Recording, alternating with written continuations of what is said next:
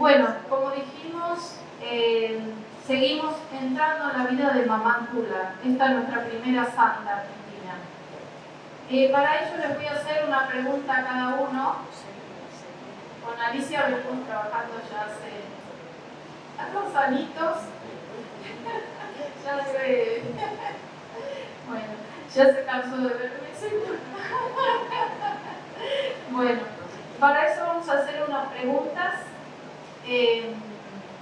Vamos a empezar por Alicia, ¿no?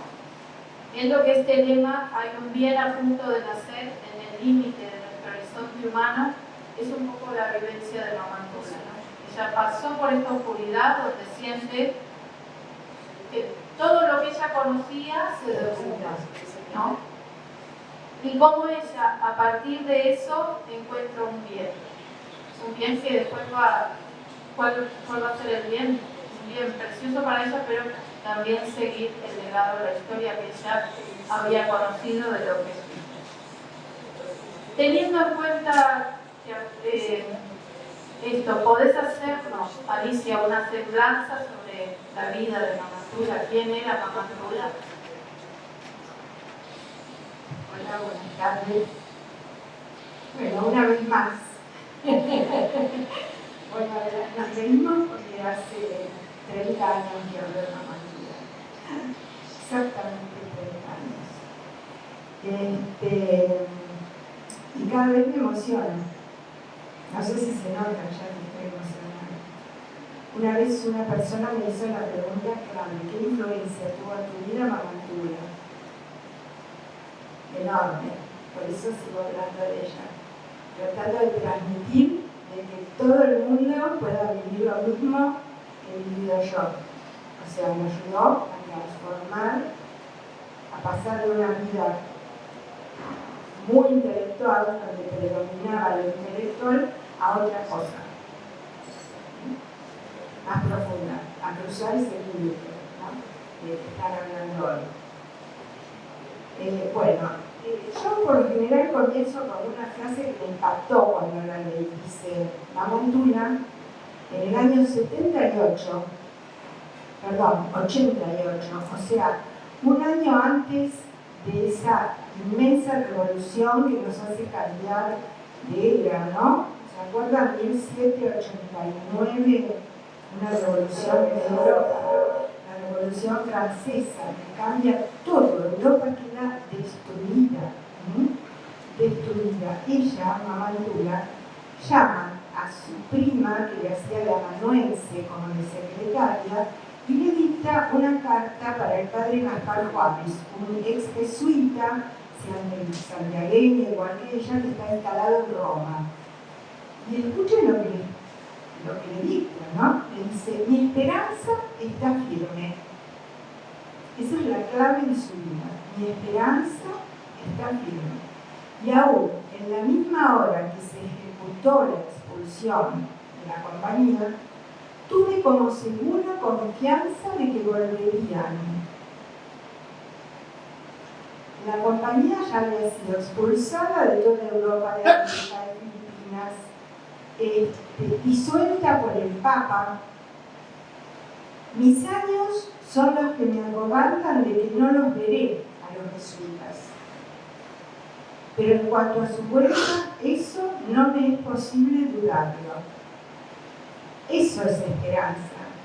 Era casi un absurdo lo que acababa de decir. No sé de dónde sacaba esa esperanza. Bueno, sí sé. Sabemos, ¿no? Pero toda la realidad hablaba en contra de lo que ella estaba diciendo. Bueno, ¿quién fue esta mujer que un año antes de la Revolución Francesa, cuando ya en el mundo la sensación de catástrofe estaba instalada, puede tener esta esperanza? Ella nace en Santiago del Estero. No sabemos seguro, porque no ha quedado la fe de bautismo de ella, se perdió el libro donde está la fe de bautismo. Yo hablé mucho con santiagueños y me dicen: seguramente alguna de las tantas inundaciones que hemos tenido se llevaron esos libros.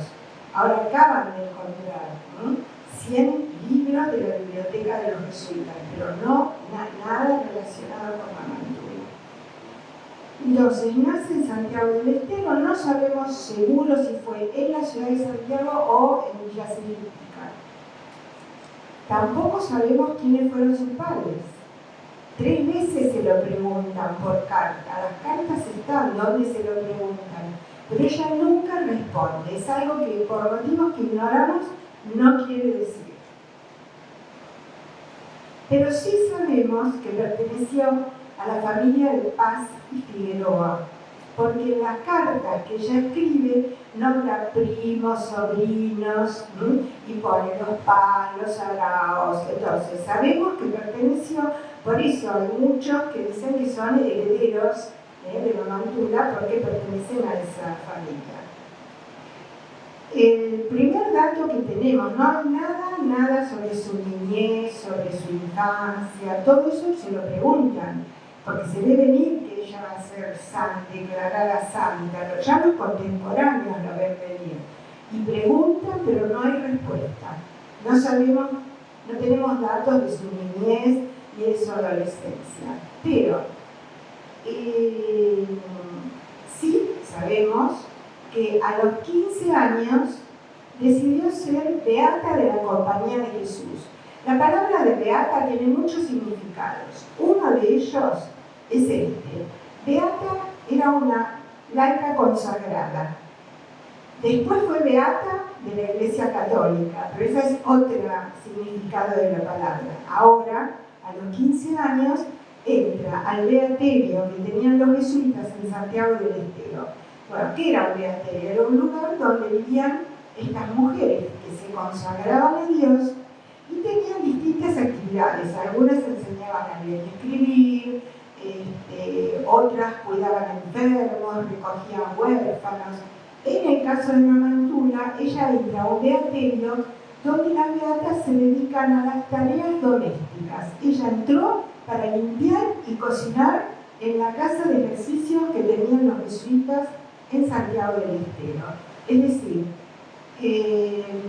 a los 15 años era la edad en que las mujeres de su época tomaban estado o se casaban. ¿Se acuerdan de San Martín? 34 años se casa con una jovencita de 15, ¿no? Era lo normal y habitual. El hombre ya hecho con una profesión se casa con una casi niña de 15 años. Entonces, a los 15 años entra al beaterio dispuesta a pasar ahí el resto de su vida, limpiando y cocinando. Esa va a ser su tarea. Pero ¿qué pasó? En el año 1767, cuando Mamantula ya tenía 37 años, los jesuitas son expulsados de España, de América, ya habían sido expulsados de Portugal, de Francia. Era un movimiento organizado por los Borbones en toda Europa y en sus colonias, en otros lugares, si digo colonias, tengo problemas, acá no. Entonces, los expulsan a los jesuitas.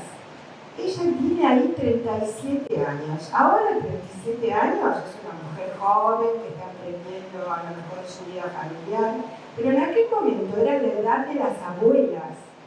Si a los 15 tomaban estado, a los 37 eran abuelas.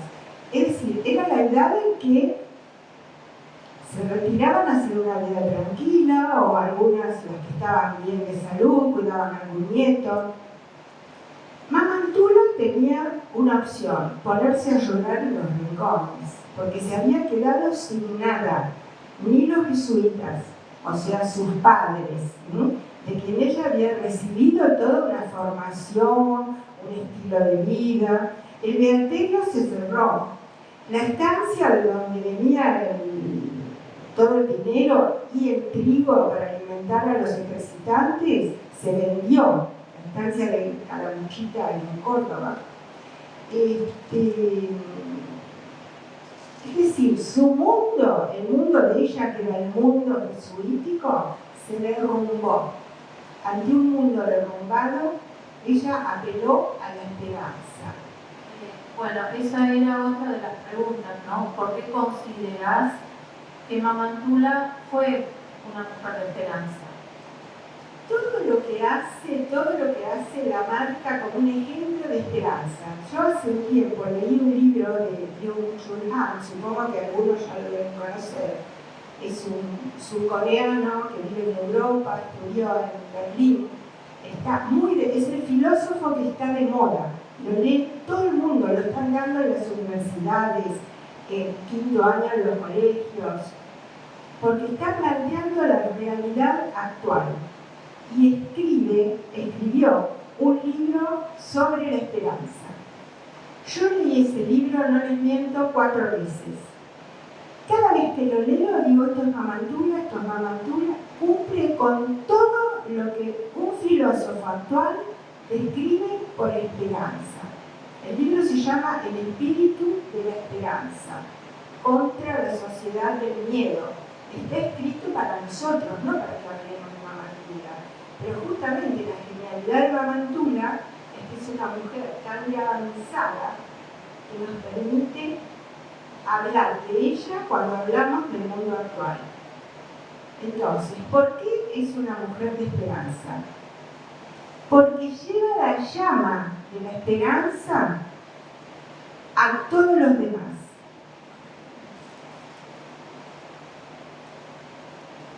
Porque siempre tiene una actitud positiva, porque confía en lo imprevisible. Ese trocito que yo les leí es casi un absurdo. Ella está esperando, está pronosticando, hace una profecía, que los jesuitas van a volver en un momento en que se encierran las puertas, en que el mismo Papa disuelve la compañía. ¿Y qué hace? Decide hacer algo que ella había visto hacer, que era la organización de los ejercicios. Ella había visto que los ejercicios espirituales daban resultado, que daban frutos, que la gente se transformaba después de hacerlos. Entonces los organiza primero en Santiago del Estero y sus alrededores. De esta época no hay licencia, hasta ahora no apareció. Entonces yo, como fui historiadora de la causa, yo dije, creo que en esta época trabajó sin licencia, pero no lo podía decir porque podía ser interpretado como una actitud desobediente. Entonces, lo callé. Pero lo hablé con un sacerdote que un día me llama y me dice, Alicia, me parece que acá trabajó sin licencia. Digo, sí, yo pienso lo mismo. Resulta que el Papa Francisco, a los que fuimos a la canonización, nos recibió 3 días antes y habló sobre Mamantula. Entonces, él leía, lo que muchas veces leía Francisco. Está leyendo y dice, porque Mamantula es muy probable que haya actuado clandestinamente. Yo ahí sentí que el corazón me latía, pero no le di una emoción, porque dije, es lo que yo pensé siempre. Llegó, ¿se dan cuenta de lo que era su esperanza? Ella estaba tan convencida que lo que hacía era la verdad, que sigue organizando los ejercicios espirituales aún en la clandestinidad. Y con que estuvimos en una reunión donde uno de los el superior de los mercedarios me dijo, ¿cómo era? ¿Como en la época de las catacumbas? Y sí. Y Francisco dijo algo que realmente me dejó pensando. Dijo, actualmente hay muchísima gente que actúa en la clandestinidad para practicar su fe. Dice, inclusive adentro de la misma familia. Bueno, seguimos. Entonces, cuando, por supuesto, ella no le pide licencia al obispo de Santiago, si lo había, de Santiago del Estero, lo había nombrado el rey a este obispo, porque en aquel momento Iglesia y Estado estaban muy unidos. El rey había nombrado a este obispo para que lo ayudara a expulsar a la compañía. El rey ya había organizado en las universidades españolas programas de estudio contrarios a todo lo que auspiciaban los jesuitas, porque los jesuitas estaban muy unidos al Papa. Políticamente lo que se está tratando es separar el Estado de la Iglesia y crear una Iglesia nacional. Bueno, entonces, el obispo de Santiago no le iba a dar la licencia, pero los obispos son trasladados de un lugar a otro. En el año 71 lo trasladan a Arequipa y el nuevo obispo le da a María Antonia una licencia re amplia que le permite organizar los ejercicios en toda la diócesis de Tucumán, que era Salta, Tucumán, Jujuy, Catamarca, La Rioja, Santiago del Estero y Córdoba. ¿Qué hace Mamantula? Sale de Santiago del Estero y recorre toda la diócesis organizando los ejercicios, ciudad a ciudad, con un éxito que nunca habían logrado los jesuitas en toda la historia, en todos los años que ellos habían pasado en esas tierras. ¿Y por qué crees que tenía ese éxito? Porque evidentemente era una mujer con un don, tenía un don, estaba, como dice en una de las cartas de la época, tocada por el dedo de Dios, y está subrayado en la carta, ¿no? O sea, era una mujer con una fe que movía montañas, porque hay gente que tiene esa fe, que mueve las montañas. Entonces, ella convocaba y la gente le prestaba casas, la casa más grande de la ciudad para organizar los ejercicios, porque las casas que habían tenido los jesuitas estaban destinadas ya a otros fines, ¿no?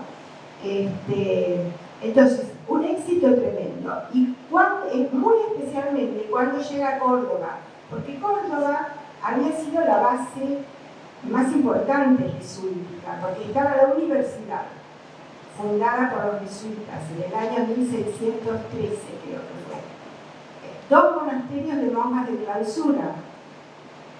O sea, era un centro religioso, cultural, era la ciudad más importante, sin ninguna duda, de todo el virreinato. Bueno, muchas gracias. Bueno, pero 2 palabritas, llega a Buenos Aires en ese recorrido y funda la Casa de Ejercicios, que sigue funcionando. Cuando los jesuitas volvieron en 1836, tenían una casa de ejercicios fabulosa, que está en Salta de Independencia, toda la manzana, con 6 patios interiores, donde ellos pudieron realizar los ejercicios espirituales. Muchas gracias.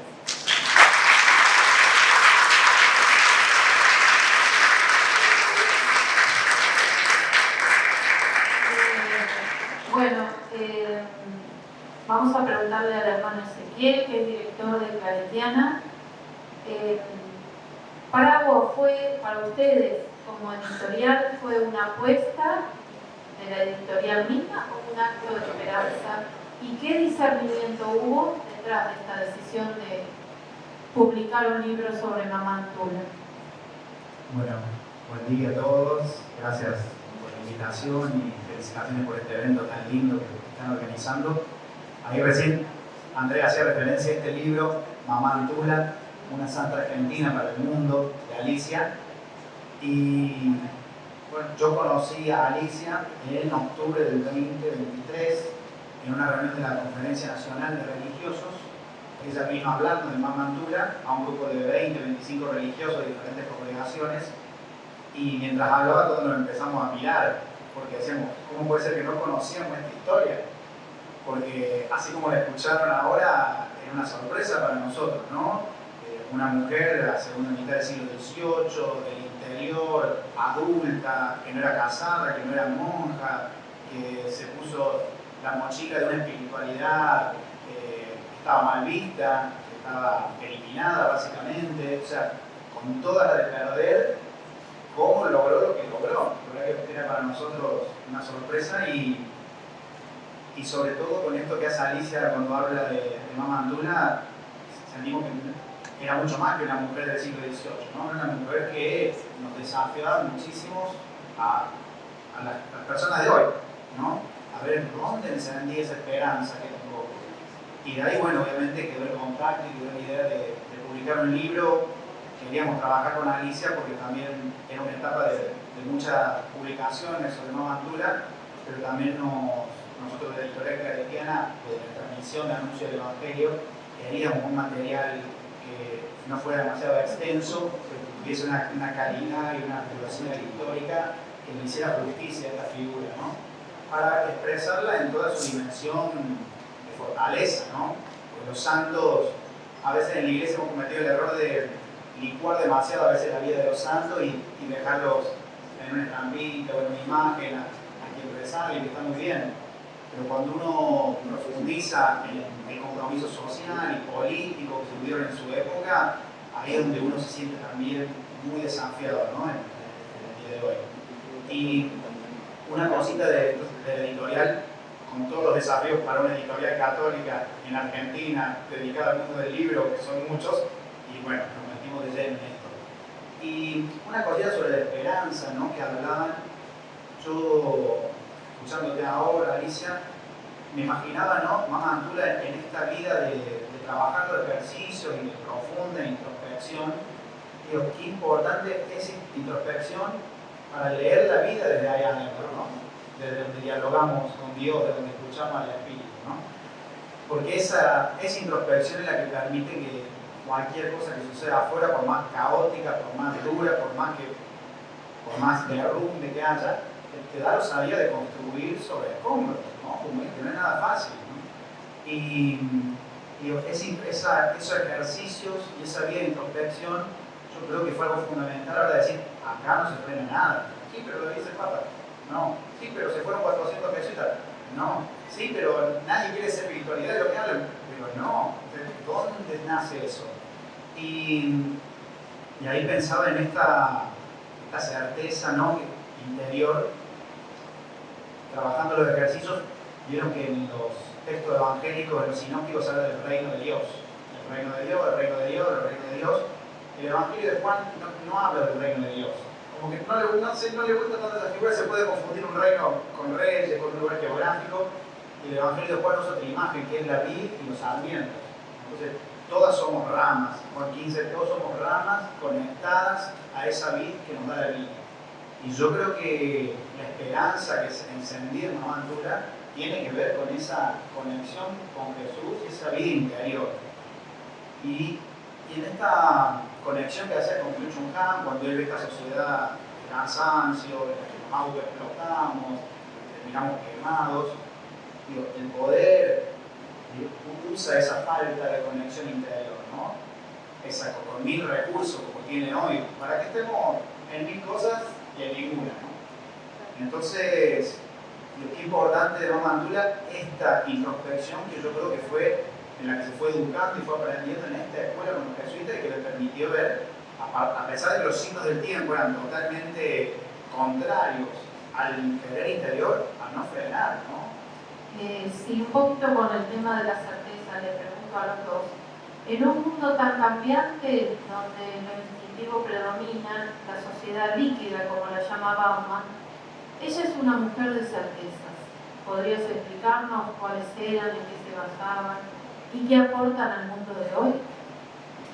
Bueno, exactamente eso. Yo digo, su certeza, una profunda interioridad, ¿no? Yo he querido este encuentro que nos ayude esto a explorar cómo expresamos nuestra interioridad de diversos modos, ¿no? Con el arte, con la pintura, con la curación de estas obras hermosas que han hecho, con la música, con el estudio de personas que nos inspiran, ¿no? Entonces digo, esa interioridad me parece que nosotros como seguidores de Jesús no es lo que más tenemos que cuidar hoy y lo mejor que tenemos para ofrecer al mundo y lo que yo identifico como núcleo en algo que le da fuerza a Nueva Antula, que es sorprendente, ¿no?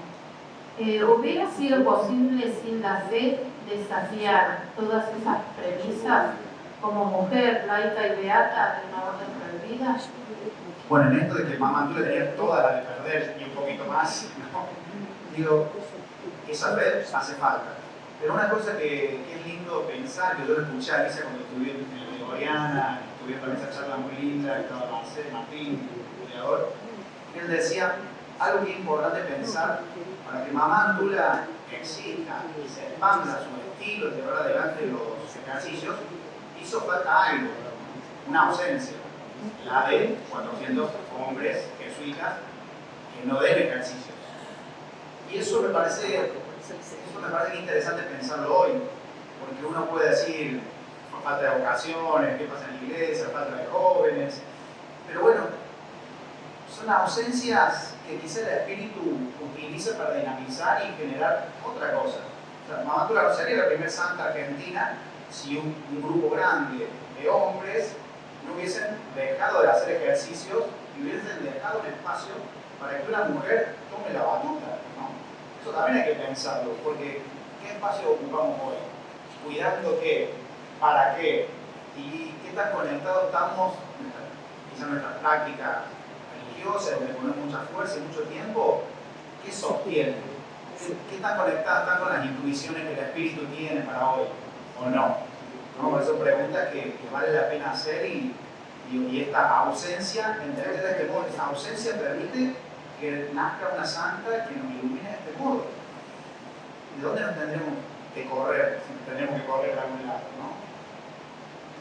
Tal vez sea también el momento de los laicos. Cuando uno habla de falta de vocaciones, tal vez sea el momento de la familia, sin dejar de lado a nadie, ¿no es cierto? Sin duda, y algo ahí que yo digo, Mamá Tula es una figura que nos queda gigante a todos, ¿no? Pero si uno va a una categoría, bueno, organizó la esperanza, tejió redes, se comunicó, buscó nuevas formas nuevas de evangelizar, cuando salía a la calle a buscar las provisiones, aprovechaba también para hacer su evangelización callejera, que era el espacio que podía ocupar como mujer, pero digo, organizó la esperanza.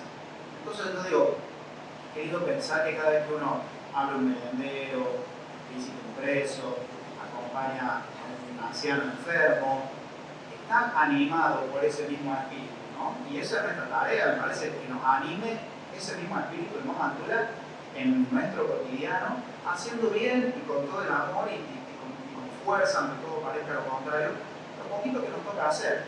Desde el reino eso se ve de un modo amplio y ves, wow, Alicia haciendo esto, Andrea haciendo esto, Luisa, Cecilia, digo, wow, todo eso de esfuerzo suman algo y generan algo que uno lo ve sorprendente. Pero qué importante, me parece que este encuentro suma un montón,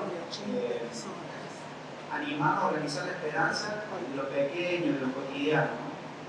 Que salga bien, que salga mal, como la experiencia que también tuvo, pero animado desde esa interioridad que nos dice, es por acá, ¿no? Aunque no lo veas, es por acá, porque esa conexión que no es gratis y no es una voz que te llega porque sí, requiere de uno mucha disponibilidad, ¿no?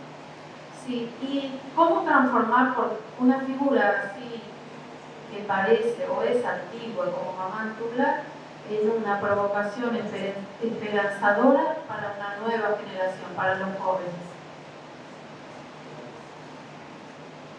Y me parece que esto es lo que estamos hablando, yo creo que no se siente desafiado, ¿no? O no se siente que puede conectar con esta figura. Sí, quizás está una tarea para nosotros como evangelizadores, desde qué espacio lo vamos a conectar con la nueva generación, a dónde los invitamos. Este encuentro me encanta, un gran esfuerzo de conectar, ¿no? Y no sabes todo lo que has trabajado, un gran esfuerzo de conectar con las nuevas generaciones y sin duda un impulso del espíritu. Yo creo que en esto es fundamental algo que tiene Mamá Tula, que tiene todo lo que están organizando, es una interioridad fuerte y un concepto de ser cómplice del espíritu. Ser cómplice del espíritu es tener esta disposición que tuvo Mamá Tula. Uno diría María de Nazaret fue una gran cómplice del espíritu. También le tocó enfrentarse a muchas cuestiones sociales de su época que tuvo que superar.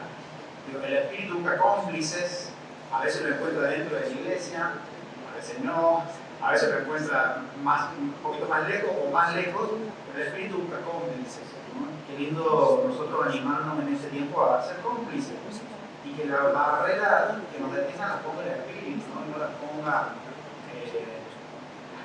las normas, la religión, el siempre se hizo así, todas esas cosas que escuchamos mucho y que quizás hacen mucho daño, ¿no? a la vivencia comunitaria de la fe. Entonces, bueno, yo creo que es lindo gente que tiene amor a la iglesia y que desde ahí que hace las críticas necesarias, bueno, animar a que la iglesia sea cada vez más cómplice del espíritu y siempre nos lleve un poquito más allá, ¿no? Del límite que nosotros le queremos poner a Dios.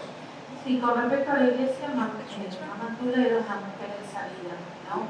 El Papa Francisco pidió que la iglesia fuese una iglesia en salida y que llegara a las periferias, ¿no? Que es un poco lo que nos dice María Antonia.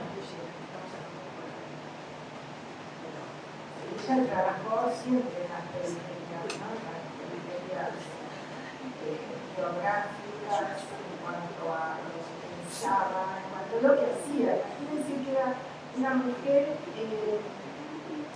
en una sociedad donde la mujer le correspondía o podía elegir monasterio o matrimonio.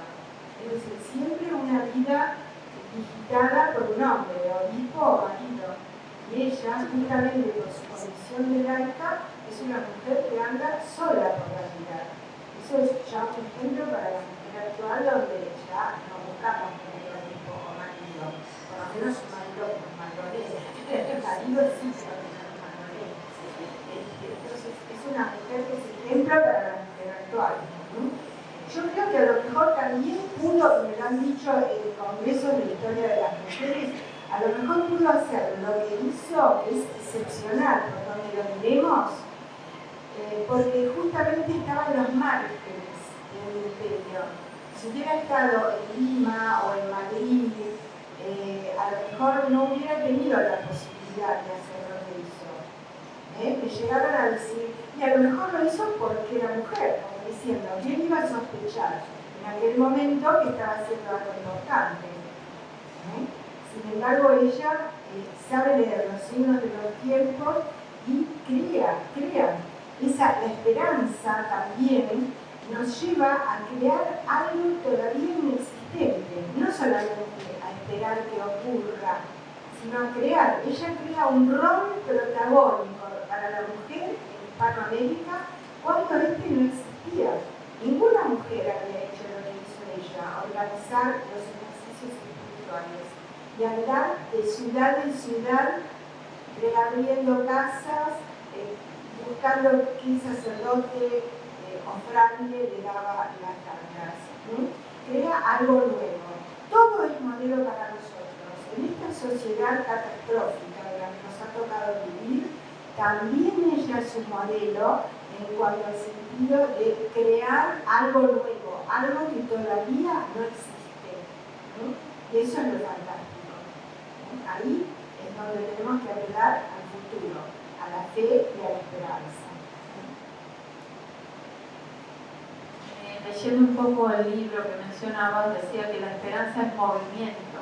La esperanza no es quieta, no es me quedo porque espero porque acciono. No, la esperanza es movimiento. Bueno, Luisa. Luisa es abogada y es pariente colateral de Mamantula y divulgadora de la causa también, ¿cierto? La pregunta es, en este sentido, Mamantula era una mujer en salida y audaz. ¿Por qué? ¿Qué es lo que te fascinó de ella y por qué podemos decir eso? Que era una persona audaz y líder también, ¿no? Líder en el sentido positivo.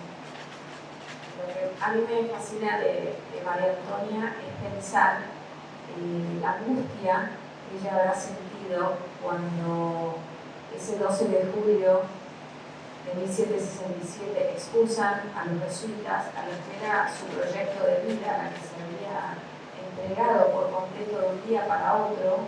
Y como dice Alicia en su libro, la expulsión no fue ausencia porque justamente llevado a la vida diaria de uno puede crecer frente a la adversidad. Cuando vos te pasa algo muy malo y tocas fondo, sale un renacer de ella y ella puede renacer porque considero que ella piensa, reza en la celda de San Francisco Solano cómo puede solucionar lo que estaba pasando, como dijeron, imagínense 400 sacerdotes.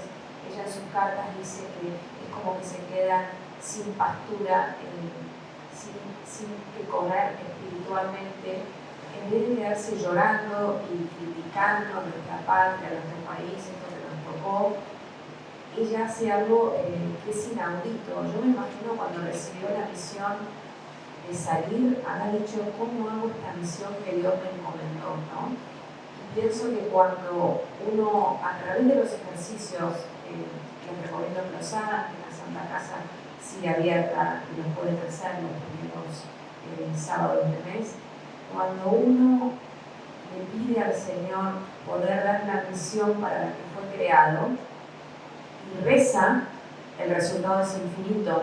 Uno no sabe a dónde va a poder llegar, pero siempre y cuando uno sea fiel a lo que Dios te pide. Dios no te pide nada imposible, pero te pide que des tu sí y que mueras cada día, que cada día mueras a vos mismo para hacer lo que Dios te pidió. Eso es la santidad. Eso es lo que quería Francisco. Francisco la hace santa porque considera que los laicos, es la hora de los laicos.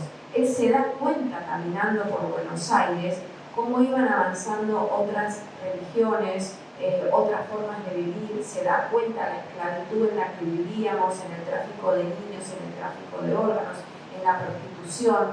Tenía un conocimiento profundamente humano. Imagínense cuando llegó a Roma y se encontró en el centro del mundo. Sin embargo, él nunca perdió la esperanza. Estamos en el año del jubileo, en el año de la esperanza, que todavía no culminó, nos dejó las puertas santas. Le pasó un poco lo que le pasó a María Antonia, ¿no? Tuvo que cargar sobre sus hombros la misión de llevar la Iglesia Universal, y María Antonia le pedía a San José todos los 19 de mes que vuelvan los jesuitas, y ella dice, me estoy muriendo, José, ella toma el nombre de San José a los 15 años, y los jesuitas no vuelven, y 200 años después, el día de San José, asume un papa jesuita de la tierra de ella. Imagínense si no fue profesa lo que dijo Alicia. ¿Ustedes piensan que iba a pensar que iba a haber un papa jesuita cuando la orden estaba clausurada, cuando solamente ella, mujer, y Catalina de Rusia fueron las que llevaron adelante la misión? Y como mujer, yo me siento orgullosa como mujer, lo que ella hizo, ningún hombre lo pudo hacer. Los jesuitas le preguntaban, ¿cómo haces para hacer lo que estás haciendo? Y ella no tenía explicación, porque era Dios lo que la ayudaba, porque Dios le había dado esa misión, y ella dijo que sí. Yo estos días tuve la oportunidad de conocer al padre Pedro Beca, y yo le escucho hablar a él, y digo, esta era María Antonia. Este hombre argentino, esloveno, misionero, se fue a Madagascar, la gente, el 80% es pobre, vive en la basura, ni los seres humanos viven así, y este hombre sacó a 500.000 familias de la pobreza, tiene 21 barrios, colegios, escuelas, 4 cementerios, estaba solo, ¿entienden? El país musulmán, el único católico que había ahí, vicentino. Entonces, la Madre Teresa, tantos ejemplos. ¿Por qué el Papa la hace santa? No solamente la hace santa, porque nosotros tuvimos varias conversaciones con Francisco, al que yo lo presionaba un montón, que cuando salió la beatificación, fui a la reunión de la causa de los santos de la beatificación, cuando se aprueba el milagro, le digo, bueno, Francisco ya está, haga la santa, me dice, de ninguna manera, sí, haga la santa como Benedicto hizo a integrar la línea doctora de la Iglesia sin proceso canónico. Usted es en el derecho canónico, usted puede hacer lo que quiera. Y su antecesor lo hizo, yo soy abogada, me lleva. Entonces usted tiene la justificación, lo tiene el Papa anterior que lo hizo y me dijo, los argentinos me saltan a la yugular si yo no respeto el proceso canónico. Le digo, pero escúcheme, ¿cómo la vamos a hacer santa? ¿Quién conoce a María Antonia en Argentina? Nadie la conoce, son muy pocas personas, como dijo Cecilia. Nosotros tuvimos la oportunidad ahora de estar con Olga, una mujer que vive en Miami, que tiene una fe impresionante, que vino, que nos da una imagen que pueden ir a las enclavas a ver a la plaza Vicente López, donde me dice, yo no entiendo, dice, cómo los argentinos no están enamorados de esta mujer. Esta mujer es una cosa que no se puede creer. Y es así, o sea, nadie es profeta en su tierra, o sea, como que María Antonia es admirada en otros países, igual que el Papa Francisco, y no nos damos cuenta lo que nosotros tenemos. O sea, tenemos que salir a hablar, no nos podemos quedar callados, ¿no? es cubana, señora es cubana, pero tenemos que hablar, ¿no? Ustedes tienen que salir de acá y hablar, y hablar y llegar a donde Dios no llega. Tienen que ir a las cárceles, vayan con espartanos a visitar, hagan el curso de Inés Ordóñez, que a mí me ayudó un montón, de la escucha, salgan a escuchar, vayan, como decimos, ¿por qué la hace Santa Francisco? Francisco la hace santa porque considera que los laicos tenemos una misión enorme, que es el tiempo de los laicos. Ya que no hay vocaciones, que no vamos a quedar cruzados de barrios diciendo las iglesias están vacías. Yo acabo de hacer el camino de Santiago de Compostela, 300 kilómetros, todas las iglesias estaban vacías, me sellaban los cafés porque no teníamos a dónde sellar. ¿Qué vamos a hacer? ¿Vamos a estar llorando? No, es la oportunidad enorme que Dios nos regala en este momento de hacer lo que tenemos que hacer. Entonces, digo, recemos, como dijo Ezequiel, veamos la misión que Dios nos puso y ahí nos embarcamos y pedimos a la providencia, como dice María Antonia, la providencia hará llanos los caminos que a primera vista parecen insuperables, porque yo me imagino cuando ella recibió la misión habrá dicho, como Teresa de Ávila, este hombre está loco, yo cómo voy a hacer esto, sin nada. ¿Qué crees que puede aportar a nuestra Argentina de hoy, a veces tan desigual, donde cuesta encontrar la unidad? Bueno, la Catedral de Buenos Aires, el frontis de la Catedral de Buenos Aires, cuando se funda Buenos Aires, está José del Antiguo Testamento perdonando a sus hermanos que primero que lo querían matar y después lo terminaron vendiendo, como el gesto de la reconciliación. Es muy raro en un frontis de una catedral que haya eso. ¿Y por qué hay eso? Porque este país nació dividido. Siempre estuvo dividido y siempre hubo corrupción. Era un pueblo donde había corrupción, donde había tráfico de mercadería. Ese es nuestro ADN. Nosotros somos así y vamos a seguir siendo así si no hacemos lo que hizo María Antonia, que fue unir a distintos estratos sociales. O sea, ella estaba con todos, hablaba con todos, habló con el virrey, hablaba con los pobres. Entonces nosotros tenemos que salir a hablar con todos y escuchar. Por eso yo les digo, a mí me está haciendo muchísimo bien la escucha, el aprender a escuchar y callarse y escuchar al otro, ¿no? Cuando el otro opina diferente que vos, le vas y le replicas, te callas y te mortificas y te sacas la lengua y escuchás al otro y quizás algo tiene bueno para aportarte a lo que son otro tipo de pañuelos que hay, en toda la jerarquía de pañuelos que tenemos. Escuchemos, sentémonos a escuchar, porque algo vamos a aprender, algo estamos haciendo mal si hay tanta diversidad de cosas. Digo, ¿no? Me parece.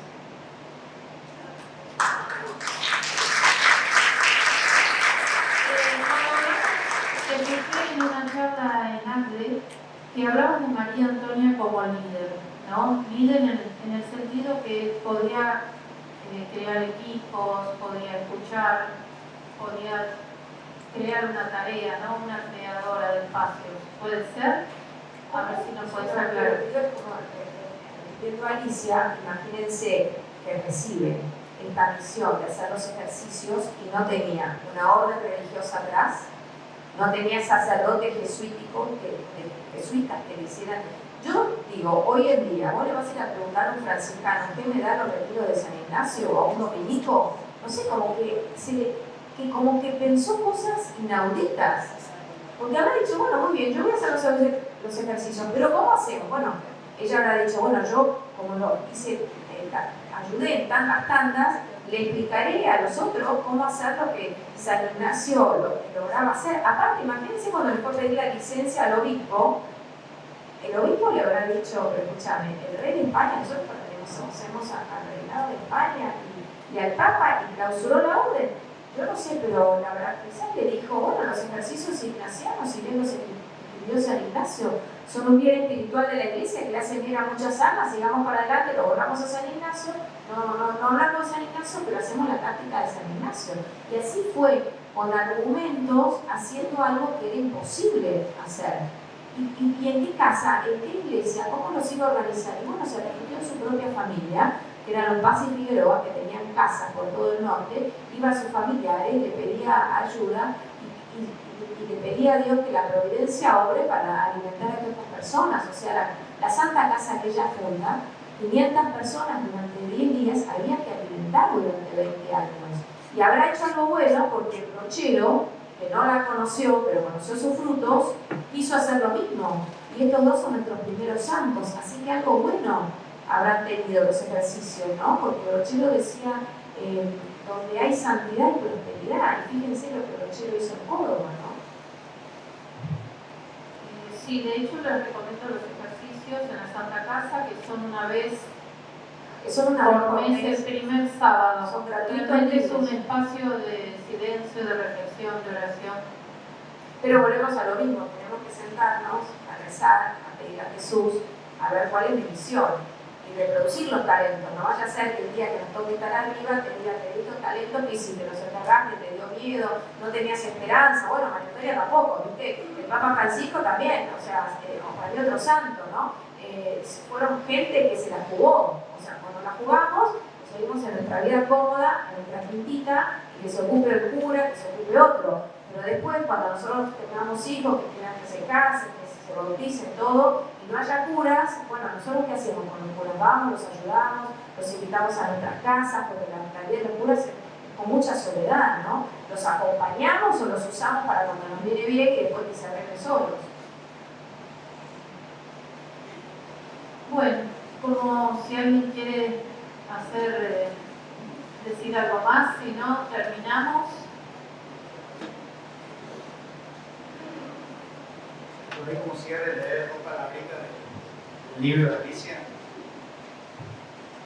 Y bueno, dice, María Antonia San José, mamá Antula, beata de la Compañía de Jesús en el Reinato del Río de la Plata, fue una mujer de osada esperanza en medio del caos y la oscuridad producida por la expulsión y la posterior supresión de la Compañía, supo leer los signos de los tiempos e hizo del derrumbe una oportunidad. Apeló a la flexibilidad para encontrar alternativas. Desde la ausencia de los jesuitas, asumió la organización de los ejercicios, fue capaz de generar relación y vínculo en cada uno de los distintos espacios que transitó, mostró una sin igual capacidad para generar redes, escribió decenas de cartas, el único medio de comunicación de la época, cartas portadoras de esperanza y consuelo en un mundo caótico. Buscó constantemente causas de solución a los innumerables problemas que se iban suscitando. Tuvo conciencia de la necesidad de las distintas casas de ejercicio y buscó oraciones, buscó soluciones. Pidió oraciones, indulgencias, privilegios, dinero, alimentos para mantener a los ejercitantes en cada ciudad que visitó. Bueno, hay muchas cosas más, pero me parece un resumen hermoso, ¿no? de lo que es Mamá Antula. Y bueno, es una obra, digo, escrita por Alicia, la conocemos, ¿no? Digo, vale la pena para presentar la figura de Mamá Antula a través de este libro. Digo, eso es lo que tenemos, con una oportunidad también de seguir dando a conocer a esta nuestra santa y nutrir nuestra espiritualidad de ella. Como decía Luisa, ¿no? Aprovechar este tiempo caótico y desafiante, pero hermoso, que le decía con toda la propuesta de sinodalidad que más hace Francisco, toda la iglesia en salida. Y yo creo que como iglesia argentina, nosotros tenemos una responsabilidad fuerte, ¿no? En mantener vivo el legado de Francisco y esta apertura que quiso hacer a la iglesia. Cuando uno estaba en Roma, y estuvimos con Alicia, uno ve que Francisco pateó varios hormigueros ahí, ¿no? Y le desordenó las cosas a los muchachos. Pero bueno, digo, hoy por hoy creo que nosotros, la casa de Francisco, tenemos una responsabilidad grande en sostener ese legado, ayudarlo a avanzar, y bueno, este espacio y muchos otros me parece que hacen honor a eso. Sí, yo quiero cerrar diciendo que tenemos una oportunidad, ¿no? Que hay un bien a punto de nacer en este momento. Bueno, muchas gracias a todos.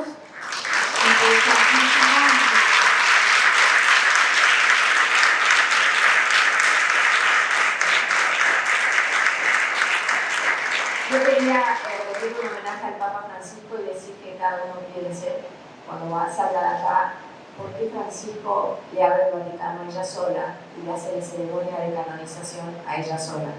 Ya con ese gesto ustedes se tienen que dar cuenta frente a quién fue María Antonia y como me dijo, esto es un acto de justicia y la canonizo sola.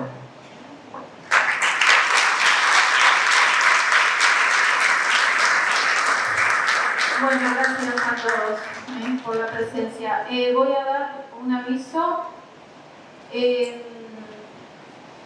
Vamos a abrir de nuevo, ahora bueno, es un tiempo para poder recorrer las muestras, un tiempo también de almuerzo, pero vamos a abrir de nuevo las puertas del auditorio para el cuento para niños a las 15:55. El cuento se llama La viajera que en sus pies llevaba la luna. Habrá también la firma de libros y pueden venir todos los chicos. La autora se llama Andrea Ciancolini. Y bueno, a partir de las 15:55 acá.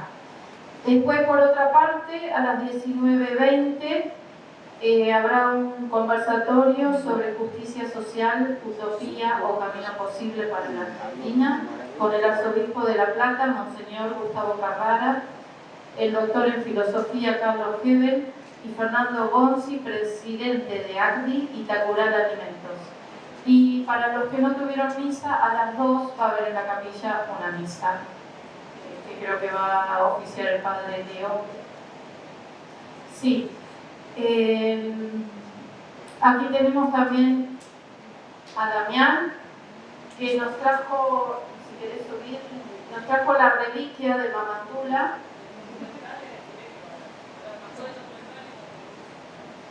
Bajó del documental a Damián y lo tenemos acá en el frente.